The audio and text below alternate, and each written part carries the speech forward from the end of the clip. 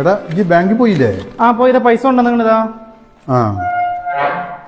ഞാൻ ആ ബാങ്ക് മാനേജറോട് പ്രത്യേകം പറഞ്ഞിരുന്നല്ലോ 100-ന്റെ 200-ന്റെ നോട്ട് മാത്രം മതിയെന്ന്. ഇത് 500-ന്റെ ആണല്ലോ കൂടുതൽ, പൈസയും കൂടുതലുണ്ടല്ലോ. ഇവിടെ വരുന്നവർക്ക് കൊടുക്കാനുള്ള 100-ഉം 200 ഇതിലുണ്ട്. അതിനടേ ഇവിടെ വരുന്നവർക്ക് 10-20 കൊടുത്താ പോരെ? അത് പോരപ്പാ. അല്ല ഇജിപ്പോ എഴുതി എണ്ണി ഉണ്ടാക്കി കവറിലാക്കണ ഇപ്പത്തിനാ? ഇതേ നമ്മളെ മൊത്തം പണിക്കാർക്ക് കൊടുക്കാനുള്ള പൈസ ആണ് ഞാൻ എഴുതി കണക്കാക്കുന്നത്. അതിനിപ്പോ എത്ര എണ്ണി കണക്കാക്കാൻ? എല്ലാ കൊല്ലം കൊടുക്കണ 1000 ഉറുപ്പിക കൊടുത്താ പോരെ? അത് പോരപ്പാ. നമ്മളെ ബിൽഡിങ്ങിന്റെ വാടക, വില്ലകളുടെ വരുമാനം, കമ്പനി എന്നുള്ളത് എല്ലാം കൂടി കൂട്ടിക്കഴിഞ്ഞാൽ നമ്മളൊരു 6-6 ലക്ഷം റുപ്യ സക്കാത്ത് കൊടുക്കാണ്ടാവും. അനക്കെന്താ പിരാന്താ? 6-6 ലക്ഷം റുപ്യൊക്കെ സക്കാത്ത് കൊടുക്കേ? എത്ര പറഞ്ഞ്?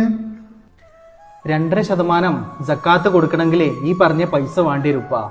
ഇന്റെ കയ്യ് കിടന്നപ്പോഴേ അന്നെ ഒന്ന് ഏൽപ്പിച്ചത് ഞാൻ കുടുങ്ങിയ. എത്തപ്പത് കഥ? പഴയതൊക്കെ നിങ്ങൾ ഇത്ര പെട്ടെന്ന് മറന്നപ്പാ.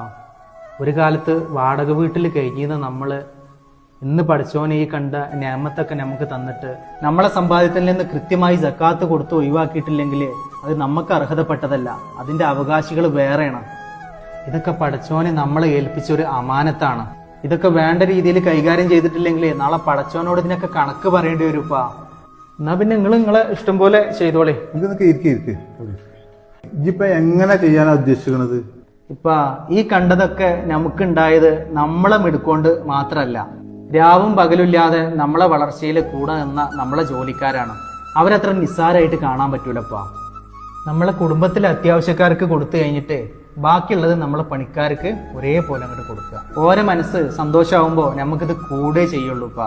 ഞാനിതൊക്കെ കറക്റ്റായിട്ട് എടുത്തു വെക്കാം. നിങ്ങൾ ആ മാനേജറെ വിളിച്ചുകൊണ്ട് ഇന്നെ കമ്പനിക്ക് കൊടുത്തയച്ചേക്ക് കേട്ടാ.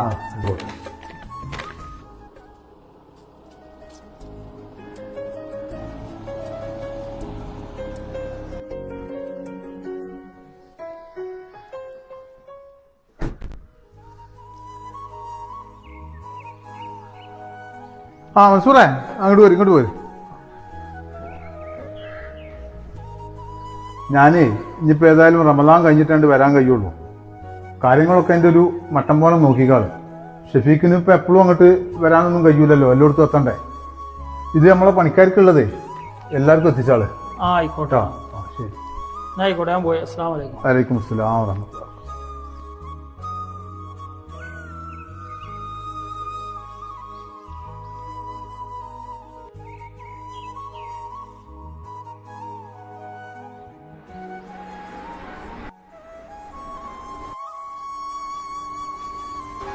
മൻസൂറക്ക ഒന്നുകൂടെ വരുമോ?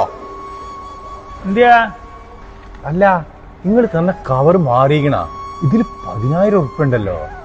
10,000?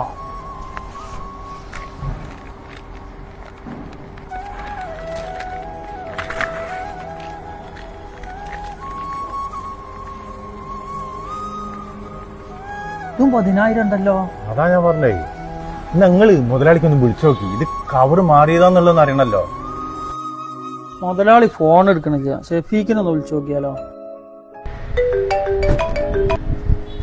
ഹലോ.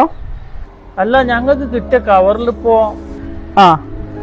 അത് സക്കാത്തിന്റെ കണക്ക് പ്രകാരം നിങ്ങൾക്ക് അവകാശപ്പെട്ട തന്നെയാണ്.